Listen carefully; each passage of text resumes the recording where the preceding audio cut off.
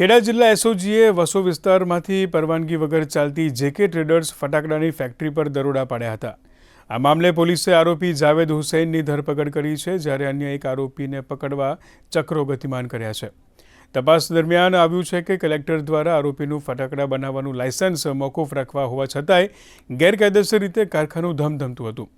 તો આરોપીએ પોલીસકર્મીઓને માણસોને જાનથી મારી નાખવાની ધમકી અને સરકારી ફરજમાં રૂકાવટ ઊભી કરી હતી, જે અંગે પોલીસે આરોપી વિરુદ્ધ ગુનો નોંધી કાયદેસરની કાર્યવાહી હાથ ધરી છે।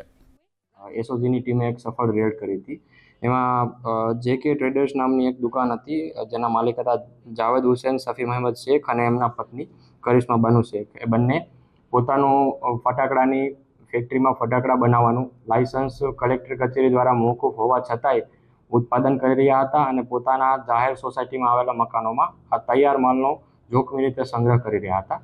સફળ રેડ બાદ આમાં એસઓજીએ એક્સપ્લોઝિવ એક્ટની કલમ 9B હેઠળ અને પોલીસની ફરજમાં રૂકાવટ તેમજ જ્વલનશીલ પદાર્થોને જોખમી રીતે સંગ્રહવા બાબતની સેક્શનો એડ કરીને એફઆઈઆર કરી હતી। અને એમાં કુલ તૈયાર માલ 11.5 લાખ જેવો તૈયાર માલ અને અન્ય વાહનો અને મોબાઈલ જેવો મુદ્દામાલ કુલ 16.6 લાખ જેવો મુદ્દામાલ છે, જે પોલીસે કબજે લીધો।